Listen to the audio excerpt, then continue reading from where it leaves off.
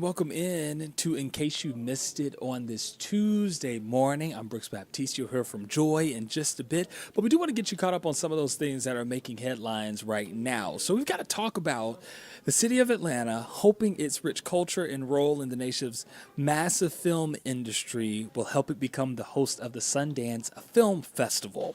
So the city officially submitted its proposal to be the host city in 2027, highlighting Atlanta's culture and status as a film production hub because we know there's so many things that are shot here, a lot of things that are shot just outside of Atlanta and whatnot. So the city has also decided to pledge $2 million in support of the festival. Atlanta is one of three cities in the Peach State bidding to host the iconic film festival, with Athens and Savannah being the other two. Now, of course, one of the major reasons why the city has decided to place a bid out there, it's going to bring in some revenue for the city. So, talking about pledging 2 million in support of the festival, but making more than 200 million if the festival ends up coming here. That is what we're up against right now. So, of course, we'll have to wait and see if the city of Atlanta comes out on top or if the festival will decide to go somewhere else. And of course, we'll be sure to keep you posted there. Also, a lot of folks are counting down to tomorrow, which is going to be the NBA draft. And a lot of you are looking forward to the NBA draft and whatnot and just trying to figure out what is going to happen with our Hawks. What kind of help are we going to get? Well, you can meet Smoothie King's newest franchisee because Atlanta rapper 2 Chainz is opening a Smoothie King kiosk inside of State Farm Arena just in time for the Atlanta Hawks NBA draft party on June 26th. The rapper and longtime Smoothie King fan is bringing nutritious options to State Farm Arena in Atlanta just in time for the draft party. 2 Chainz says he visits Smoothie King at least twice a week, and the venture has been a long time coming. Now, I can't relate to 2 Chainz as far as going there twice a week, but I do go there quite often. I love Smoothie King. I mean, because it's But good. it's also expensive. Well, I know. But when you're 2 Chainz and you have money like that, That's you can right. go twice a week, and then now you're a franchisee, so you own a piece of the Yeah. franchise. That sounds all right to Yes. me. Yeah, you got a lot of free smoothies, saving a lot of money, and making a lot of money, probably. Making some, yeah, he's making bank.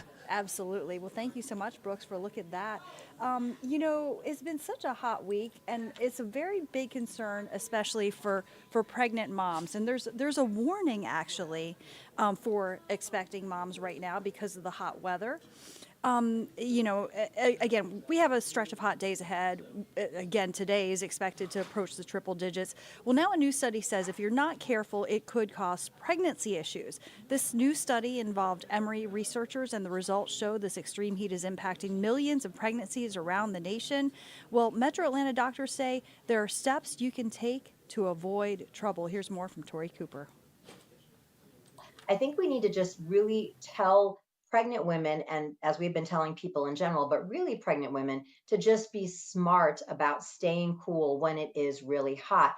Dr. Sujatha Reddy is an OBGYN in Atlanta, and she says a new study involving Emory researchers should serve as a reminder for pregnant moms to proceed with caution during this stretch of hot weather days to avoid complications. Very hot temperatures outdoors, there's a risk of miscarriage. The recent study found that 4 or more consecutive days of high temperatures of 95 degrees or higher in Georgia could cause premature births. The study found that premature births where mothers delivered at less than 37 weeks increased.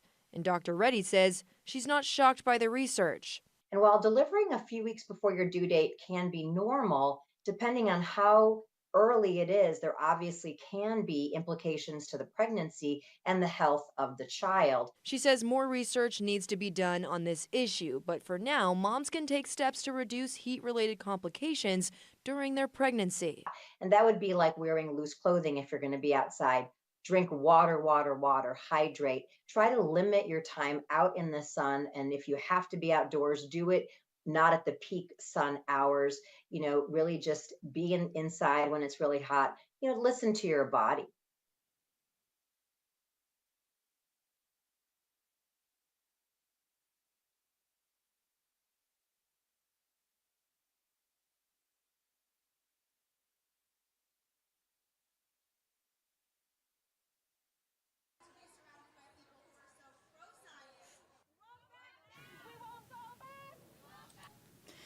And, people on polar sides of polar opposite sides of the debate surrounding abortion, really pushing hard for your support right now.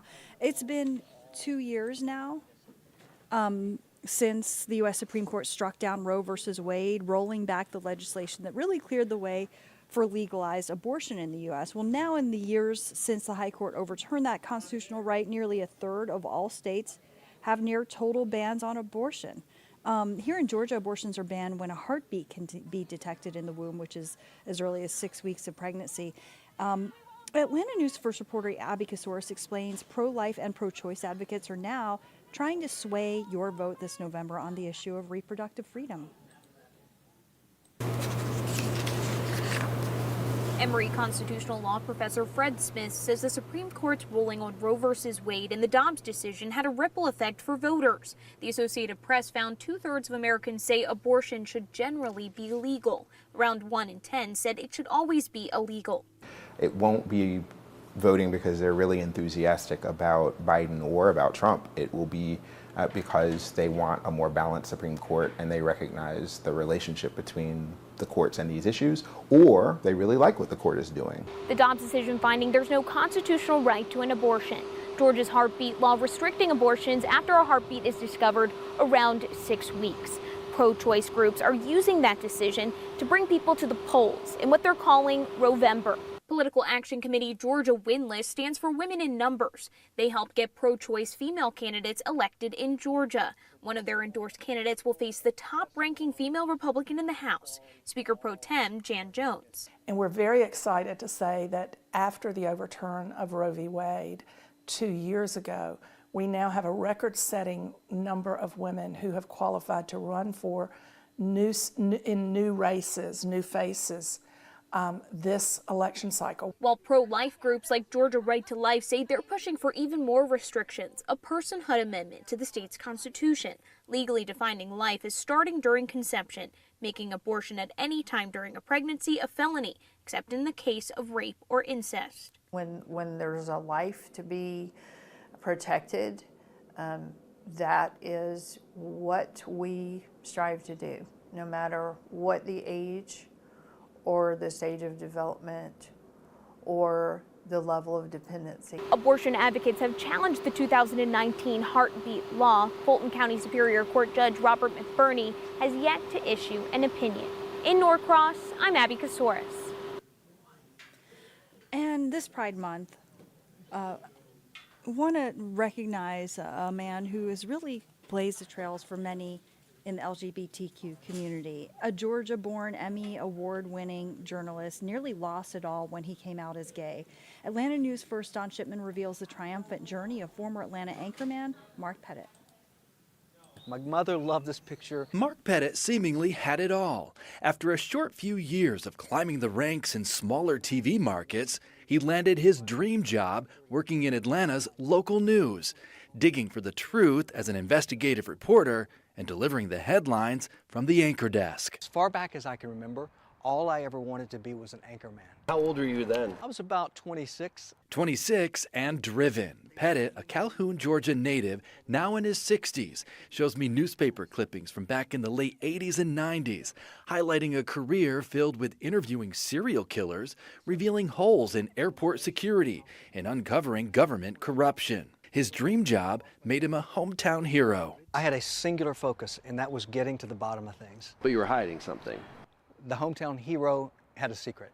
In his new heart-wrenching memoir, Anchor Boy, Pettit details his struggles growing up gay and closeted during the height of the HIV/AIDS epidemic. Did you come out or were you outed? Kind of a combination of both. I was doing great professionally, 3 Emmys in 2 years, but I was coming home at night and I was miserable. I started making mistakes. I went out to meet a guy for drinks at Blake's, and he said, "You know you're taking a big risk." Over the next few years, Pettit decided that risk was worth taking.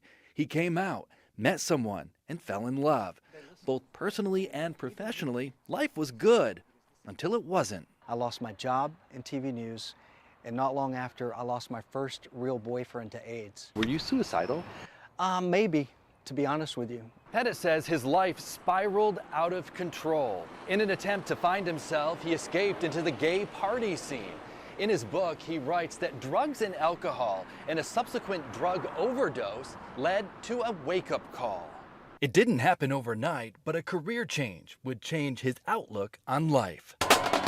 During this Pride Month, Pettit's message to others in Georgia's LGBTQ+ community: have the courage to be your authentic self. I want people to live your life openly, live it honestly, because yes, there may be a price to pay today, but there will be a greater cost tomorrow.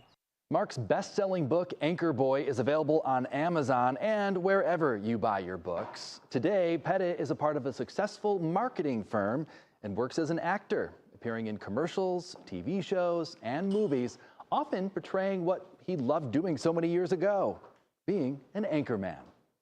Don Shipman, Atlanta News First.